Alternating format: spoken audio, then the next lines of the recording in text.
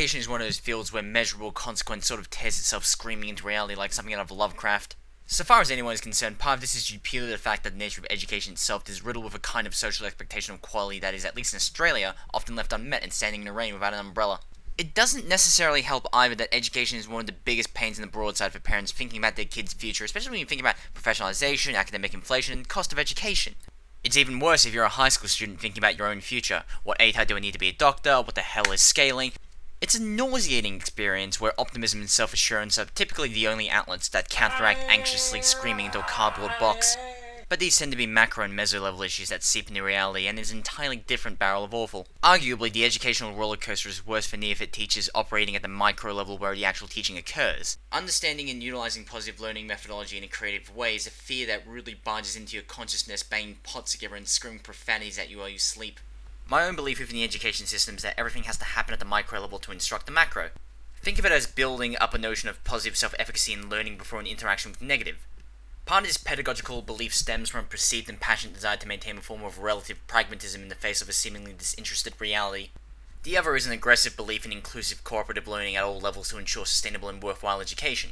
The entire exercise is therefore to include both these elements in an overarching methodology that supports student control over their own education through building positive self-efficacy and self-regulation to offset the enveloping dread of existence. I'm not a fun person.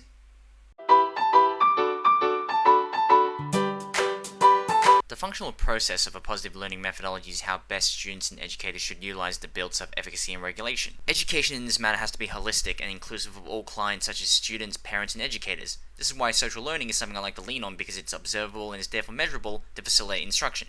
Social cognitive theory is explained by Albert Bandura as a continuous process of reciprocal interaction between behavioral, environmental, and personal factors that involves the subject's utilization of attention and retention to replicate certain behaviors. Behavior in this sense is something that's learned from the environment through observational learning, which we will get back to later. Another important aspect of this theory is the idea of reciprocal determinism, whereby complementary internal and external forces such as personal factors in the social environment influences behavior as part of a cognitive system. Now, there are two important aspects to this. The first is the notion of modeling, which relates to observational learning. Modeling works in tandem with reciprocal determinism, whereby behavioral replication occurs through observation. Think about the kinds of things you see in movies or see on television or even experience in video games. These sort of things aren't direct causes of violence, but have the possibility of devaluing positive behaviors without proper guidance.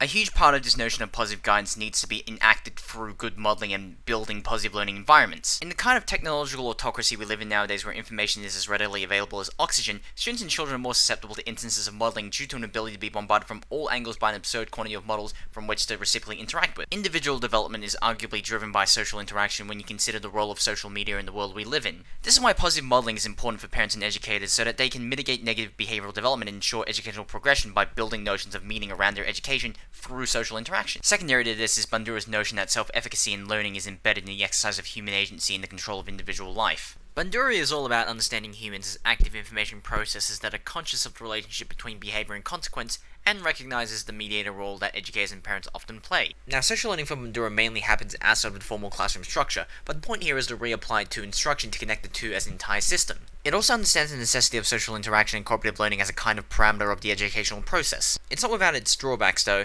Often SCT lacks the empathy and feeling element of constructivism, as well as explanations for how behavioral ranges are actually developed in the context of behaviorism. Theory relies heavily on expert knowledge to ensure proper guidance and motivations within students, and often the quality of discussions can be limited if the students lack knowledge base for the topic, hence the necessity of scaffolding and constant support. Although the theory is built on constructivist principles of performance feedback to build self-regulation, it still illustrates a role behaviorism has on pedagogy design, especially when we talk about things like active learning and explicit teaching. All in all, Bandura is still a highly relevant figure in the kind of interconnected world we live in where positivity is often lost on the macro level. The learning process for a student should ultimately be one about agency and the ability to make meaning from their own educational experience, hence the necessity of scaffolding and building self-efficacy to ensure that their education is actually, meaningful. In a vague attempt to build positive self-efficacy, self-regulation, and sustainable classroom, there are 5 overarching principles that are central to this personal notion of what an inclusive and holistic classroom should be. These 5 things are observational learning, cooperative learning, explicit teaching, assessment and feedback, and planning for learning. Now, these principles have to meet the professional standards set out by Etzel, and they do, for the most part. If we go back to Bandura and compare observational learning to modelling, the former is essentially the practical application of it. Observational learning is learning that occurs through observation of a social model such as a parent, a teacher, a friend, or really any kind of functional human.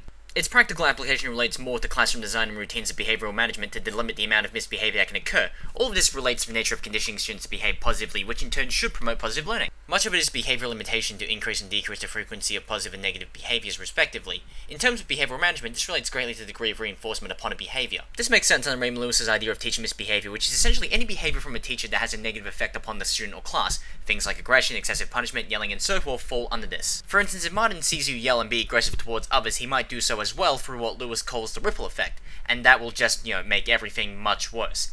In terms of pedagogical relevance and Etzel standards, much of observational learning is based on behavioural management of a classroom, with the secondary purpose of utilising modelling to promote personal development within the wider community, since a classroom is not an isolated instance where learning can occur. Behaviour and learning don't tend to exist in the vacuum of space, hence the idea of holistic learning.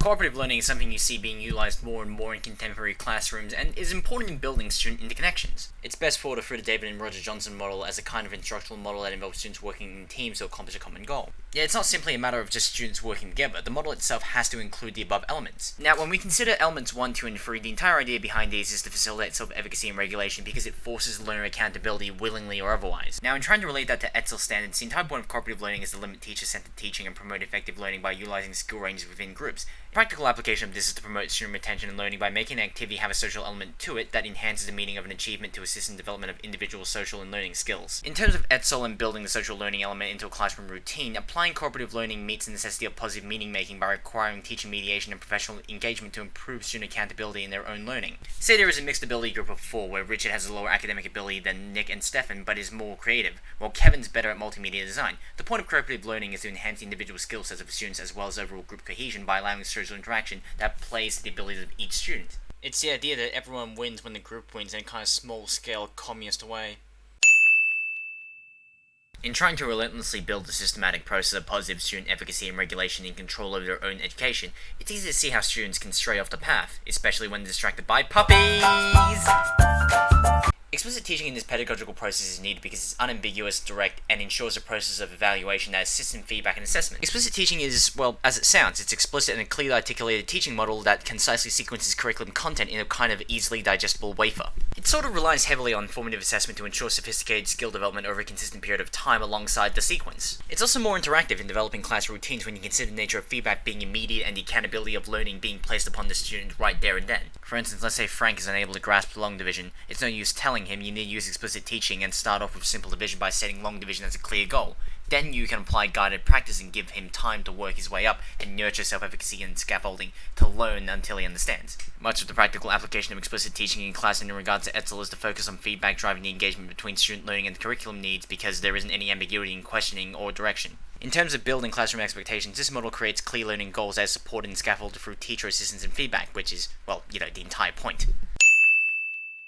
Much like in explicit teaching, assessment and feedback is core to building direct self-efficacy and regulation. By having that kind of routine support system in place alongside explicit teaching, assurances can be made that corrections to learning and behaviour can be used more consistently and with more success. For SCT and for building self-regulation, consistent feedback and assessment is necessary because you are trying to ensure that the student has developed the desired behavioural and learning practices and are able to act in accordance with them in and out of the classroom while utilising self-efficacy and self-regulation.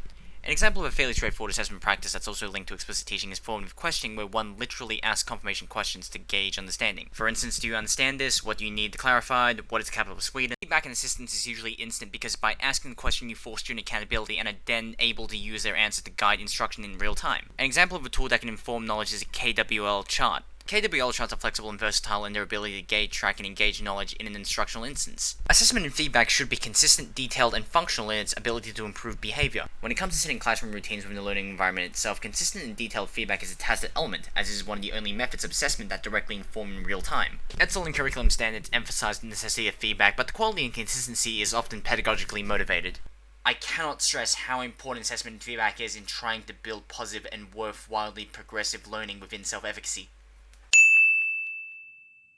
A backwards design philosophy argues that learning experiences should cater to the final assessment. The idea is that by first having the final assessment or learning goals in mind, you are then able to work backwards in terms of planning for learning, determining what is pertinent assessment evidence, and then designing instruction to meet that plan. The model is fairly straightforward. It's essentially working backwards by setting a certain goal before selecting models of instruction and assessment. Backwards design is useful for this pedagogical model because it relies heavily on assessment and feedback to ensure worthwhile progression. Now, I know I keep going on about it, but I cannot stress the critical necessity of good assessment and feedback enough. The advantage of this in the context of this pedagogy is that the lessons at the micro level inform the meso and macro by applying a greater and knowable meaning to each instance of instruction. Each lesson is focused on informing students in a way that allows them to gain from the unit as a whole. Other than the obvious and overstated ability for this model to guide students directly to a goal, students are also less likely to become lost as the framework relies on constant formative assessment to ensure that goal is met. This is partly the reason why backwards design is more relevant here than something like E5 or POLTS, is because it's focused in its practicality and fits well in building self-efficacy by an assurance that a goal will be met. By working with a set goal in mind, you avoid stumbling or having lessons that teach nothing because everything is sequenced with that goal in mind. For the ETSL standards, this is important, especially in the classroom when you're trying to build notions of self-efficacy and regulation in the context of positive learning and meaningful development. Curriculum planning can be a difficult experience, but is often a collaborative one where the belief is that student learning can have more potency if better ideas can be developed by first having the goal in mind and then incorporating your models of instruction and behavior. The chosen principles are just some of a number of others you could probably choose from when you're talking about building self-efficacy and self-regulation within good modeling, but I wanted to talk about these five in the context of my pedagogical stance because I wanted to show how these would be more relevant and how they would sort of, mesh together. I've kind of been hammering into the consciousness that the ultimate goal of education should be to build self-efficacy and self-regulation in a meaningful way so that students are equipped and prepared to fight their future. It's all about ensuring that they have agency in their own learning and are able to create meaning out of it. In the context of planning for learning within the curriculum, backwards design sets a summative goal, but also ensures that students are able to reach that goal through consistent and detailed assessment and feedback. As I mentioned before, assessment and feedback is linked heavily to explicit teaching because of its focus on direct instruction informing progression. Backwards design enhances both these elements because detailed formative feedback loops with explicit teaching to ensure student understanding by directly interacting with student accountability, with the intent of applying guided practice to the ultimate goal set by the backwards design plan. Think about the way students actually learn. There's a lot of faffing about in terms of motivation and student understanding. By setting the goal at the beginning and being clear about your expectations, you can limit the amount of miscommunication and misunderstanding by being present throughout the entire learning process using explicit teaching and feedback. The function of this is that if students don't understand something, you'll have to work through it with them by building self-efficacy to meet the needs of the task because that's the ultimate goal that's been designed. Cooperative and observational learning both play into this as methods of instruction and management. Since the idea of cooperative learning is to structure academic and learning experiences through positive interdependence, applying group work as a regular element of learning can ensure that mixed-skilled groups have a chance to produce something more meaningful and efficient in terms of meeting goals. However, two dangers present themselves. The first is an over-reliance to the point of losing meaning, and the second is a lack of mediation in terms of meeting the lesson goals. Cooperative learning is about skill development and learner accountability within a group that utilizes limited teacher involvement but constant oversight and mediation to ensure that, everyone's working. Now, observational learning is perhaps the only one that is not directly linked to any of the others, but works to facilitate the building of positive self-efficacy and self-regulation through social learning and SCT by strengthening behaviors and perceptions that lead to the educational meaning-making process. Observational learning in this sense is about modeling good behavior that can be retained and replicated by a student to build positive self-regulation. The practical application of observational learning on a micro level is its ability to inform both learning and behavioral management practices. A previous point about Raymond Lewis's idea of teacher misbehavior is relevant here because management starts with teachers themselves. If you yourself are aggressive in an instance of classroom interaction, then students may retain that through modeling and believe that to be the acceptable behavior. Lewis also provides behavioral management methodology options in terms of understanding teacher behavior and student responsibility as factors in student retention and academic performance. He argues for the limiting of aggressive disciplinary techniques and instead encourages the building of goodwill through a positive code of conduct within the organization and in class.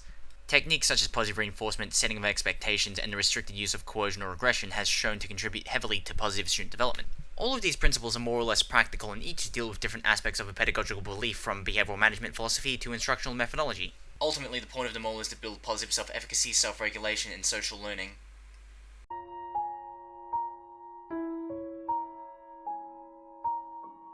This specific pedagogical process requires consistently active teacher mediation and observation to ensure self-regulation and self-efficacy are being developed. It can be difficult, especially if you have limited rapport-building skills. It's a very involved process due to the nature of the pedagogical principles. My main reason for choosing this pedagogical approach stemmed from a desire to see students have agency in their futures, with teachers, parents, and the wider community acting as mediators in the process of building positive attitudes towards learning and behavior. Another way to put it is that a teacher has no control over a student's education past secondary. We can guide students towards certain, if not better, decisions by starting at the micro level and acting as good models through observational learning and facilitating positive personal skill development through cooperative learning. Students need to feel comfortable and be able to make meaning out of their learning through the feedback and explicit teaching we provide. The future world that they will exist in could be dark and full of terrors. Maybe they will make ill-informed decisions, maybe they'll become something they hate, maybe they'll even feel left in the dark. In all honesty, these aren't our concerns. Educators are a singular force of will that can only assist students within a limited time frame before having to move on to others. With that in mind, the limited window has to be used to ensure that students have the necessary skills, motivation, and mental fortitude to be able to face an unpredictable future. That's what I believe.